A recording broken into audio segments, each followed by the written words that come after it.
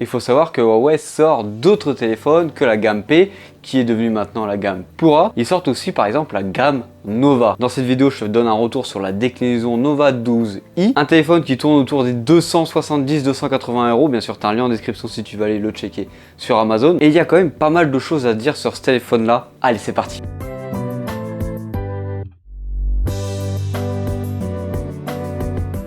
Bien sûr, comme d'habitude, n'hésite pas à t'abonner, à liker pour avoir plus de retours sur ce genre de produit par exemple. Avant d'aller plus loin et te montrer ce qu'il y avait dans la boîte de ce téléphone là, j'ai une première chose à te dire, c'est que la vie sans Google est largement possible avec un téléphone Huawei. Ou même actuellement avec ce téléphone là, la vie avec Google est possible. Je tenais à le préciser si certaines personnes sont extrêmement réticentes par rapport au fait que, vu qu'on n'a pas les services Google directement intégrés dans le téléphone, ce soit un énorme frein. Mais je t'accorde qu'il faut quand même bidouiller un petit peu, mais quand je dis vraiment bidouiller un petit peu, c'est tu connais un minimum un téléphone, tu y arrives sans problème. C'est pas ce que j'ai pu entendre par exemple sur les réseaux ou sur d'autres chaînes YouTube où on nous disait que c'était pratiquement impossible de vivre avec un téléphone Huawei. Non, c'est pas vrai du tout, tu peux en vivre si tu bidouilles vraiment un petit peu. Bon, rentrons directement dans le vif du sujet. Passons sur l'unboxing du produit et de ce qu'on a dans la boîte. On est parti pour l'unboxing de ce petit téléphone, cette entrée de gamme de chez Huawei, le Nova 12i. Alors on est sur une grosse boîte, donc à mon avis dedans on a un chargeur et ça c'est ultra intéressant de nous procurer un petit chargeur dans la boîte. Ça me rappelle mes anciens unboxings où je déverrouillais, en tout cas où je découvrais mon Huawei P30, mon Mate 20 édition Porsche qui était juste incroyable. Alors ici on a un téléphone avec une couleur assez particulière. On a la couleur vert, la couleur qui pourrait s'apparenter à la couleur des algues. Hop. Oh, on peut voir déjà qu'on a un effet assez brillant sur l'arrière du téléphone, brillant avec un effet granulé, même si au toucher ce n'est pas du tout granuleux. Voilà, on va mettre le téléphone à côté et puis on va venir l'allumer. On va le laisser s'allumer. Dans la boîte, qu'est-ce qu'on va pouvoir retrouver d'autre? Alors, App Gallery, Phone Clone, etc. Il nous explique comment on transfère tout sur notre téléphone et comment télécharger des applications. Là-dedans, on va venir retrouver tout simplement une coque. Voilà, on est livré avec une coque, donc ça c'est assez intéressant d'avoir une coque dans nos téléphones. Et ici, on a le chargeur, en tout cas le secteur. Oh, une belle petite animation avec un joli son, j'espère que vous l'avez bien entendu. On a ici un chargeur 40 watts qui nous est procuré dans la boîte. Et bien sûr, ici, on a le câble qui m'a l'air juste immense. Voilà, tout simplement.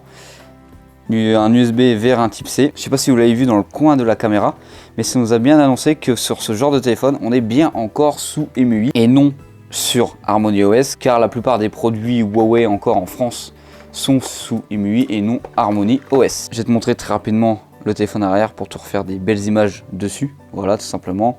Alors en main déjà, première impression avant de te donner mon avis final après l'utilisation de ceci, c'est plutôt une bonne prise en main. À l'arrière, c'est vrai qu'on a un énorme bloc photo. J'espère que la photo est au rendez-vous, on verra ça, parce qu'on a quand même un énorme bloc qui prend énormément d'espace à l'arrière. Je sais que ça ne peut pas plaire à beaucoup de personnes, un grand espace comme ça à l'arrière. On a un écran qui ne prend pas tout l'écran bord à bord. On va choisir la langue, tu peux voir que pour venir le configurer, c'est plutôt original. On va choisir le français, c'est parti, Get Carket, c'est parti. Hop, on va accepter toutes les configurations. On se retrouve après quand j'ai fini de configurer le téléphone pour te donner mon retour sur celui-ci. Alors pour faire suite à l'unboxing, comme tu peux le voir actuellement, j'ai eu quelques problèmes lors du transfert de mes données de mon téléphone Samsung vers mon téléphone Huawei.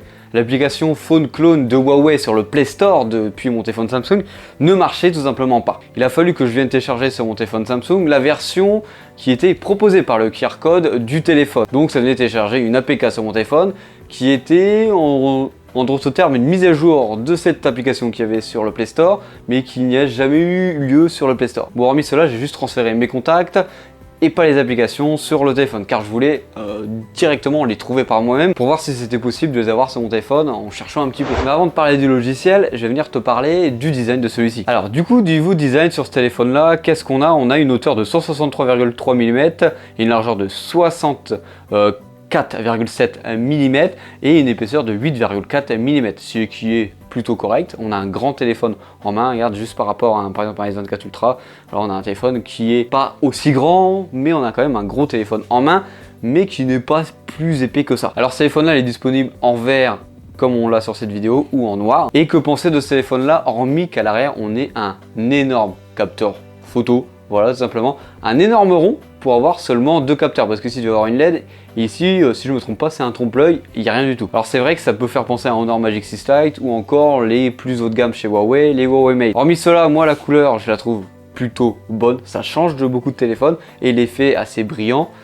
Ah, c'est plutôt bon. En plus de ça, ça ne laisse pas les traces de doigts. Petit aparté sur le déverrouillage de ce téléphone là, tu as l'empreinte digitale, bien sûr le code ou la reconnaissance faciale.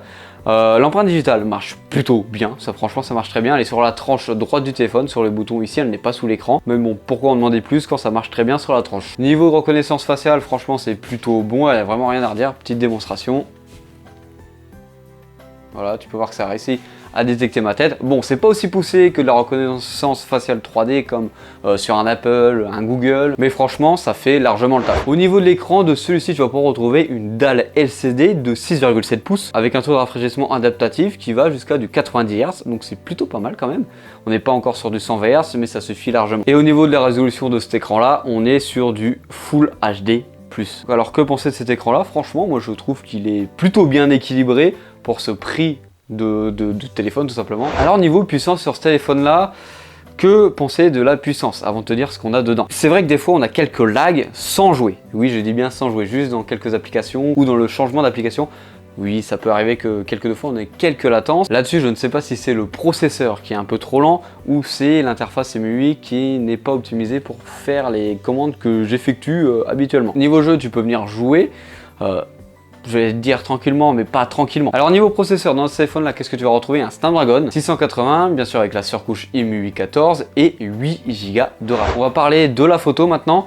Alors oui, à l'arrière, on a un gros capteur principal de 108 mégapixels. C'est un capteur qui ouvre à 1.9 et après tu as un deuxième appareil photo de 2 mégapixels qui va venir servir à faire la profondeur. Et je me demande si ce capteur de profondeur de champ marche réellement parce que tu vas prévoir mes photos. C'est pas foufou. C'est un capteur qui ouvre à 2.4 et il faut savoir aussi que dans l'appareil photo de celui-ci, alors pour filmer avec ce téléphone là avec les capteurs arrière, le maximum c'est en 1080 que tu vas pouvoir filmer 30 images par seconde. Pour le capteur selfie, on est sur un capteur de 8 mégapixels. Bien sûr en vidéo ça va être pareil, 1080 30 images par seconde. Alors que penser des photos avant de te montrer les vidéos? Bah Huawei sur son site met en avant le fait qu'on ait énormément de clarté sur ces photos. Bah je vais te dire, bah il y en a trop. Il y a trop de clarté sur les photos, ça fait des photos beaucoup trop pâles, beaucoup trop blanches dans son ensemble. Ça fait beaucoup ça certes sur le capteur selfie, un peu moins sur les capteurs arrière. En parlant du capteur arrière de 108 mégapixels, traditionnellement il va te faire des photos qui sont bonnes, correctes. Même avec un petit zoom numérique x2, franchement c'est plutôt bon. Après si tu passes au-dessus du zoom x2, laisse tomber, ça marche pas. Ce sera complètement inutilisable. Alors en mode portrait, surtout avec le capteur selfie, il ne va jamais réussir, je te montre quelques photos de toute façon, réussir à venir me détourer pour venir y mettre la profondeur de champ artificielle derrière moi. Il a vraiment du mal à me détourer. Bon, tout de suite, je te montre quelques vidéos que j'ai pu tourner avec le téléphone, c'est parti. Alors là, je suis avec la caméra selfie du téléphone, en 1080, 30 images par seconde. On est en contre-jour parce que le soleil il est derrière moi là-bas. On est avec le micro du téléphone, toujours, on filme 100% avec l'écran du... le micro du téléphone, plutôt, pardon. On va se tourner en face à face.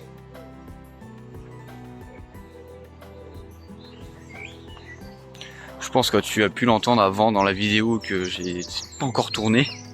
Mais je trouve que la caméra selfie, c'est pas trop ça quand même, comparé aux caméras externes qui sont, je trouve, un petit peu mieux, même beaucoup mieux, qui sont beaucoup plus exploitables. N'hésite pas à mettre en commentaire ce que tu penses de la caméra selfie en vidéo, ce que tu en penses. Alors là, on est toujours en 1080, 30 images par seconde, mais cette fois-ci avec les caméras arrière.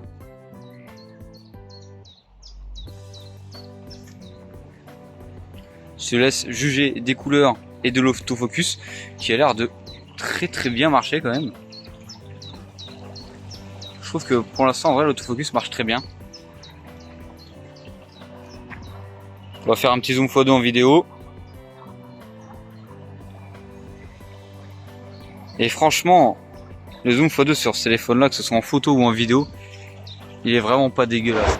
Niveau batterie, on a une grosse batterie de 5000 mAh dedans, on a une recharge rapide de 40 watts comme tu as pu le voir au début dans le déballage. Et bah cette recharge rapide recharge ton téléphone en à peu près 1 heure, ce qui est correct mais pas incroyable. Bon, c'est à peu près la même recharge que j'ai sur mon S24 Ultra, donc je vais dire que c'est incroyable du coup.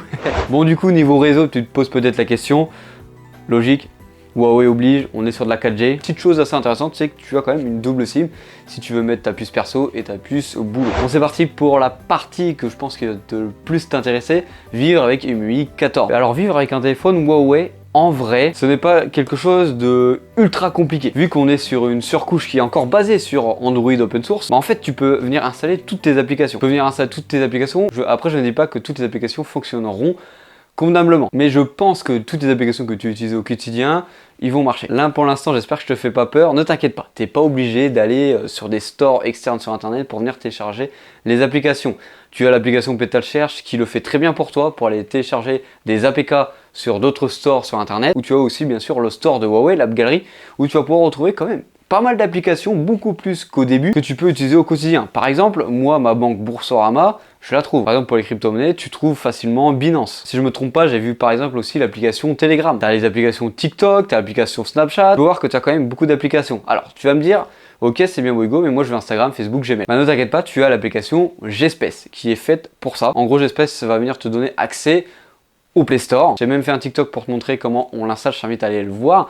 Et une fois que tu es sur le Play Store, bah, tu viens rentrer ton compte Google classique et tu vas venir télécharger tes applications que tu souhaites. Toutes les applications que tu veux télécharger, tu vas venir les télécharger. Seul bémol, c'est que les applications, tu vas pas les retrouver sur ta page d'accueil, tu vas les retrouver seulement dans Gspace. Et autre bémol de l'application Gspace, c'est que tu as des pubs à foison. Franchement, tu as des pubs partout. Tu ouvres l'application, tu as une pub. Tu vas sur le Play Store, tu as une pub. Tu ouvres une application, tu as une pub.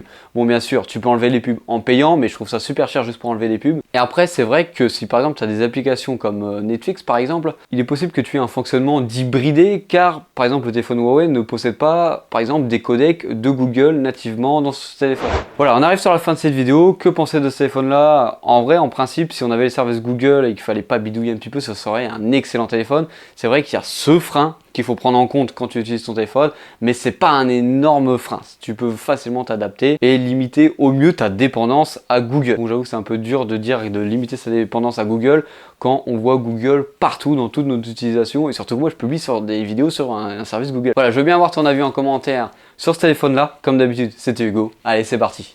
Bah non, c'est pas parti, c'est les bisous plutôt.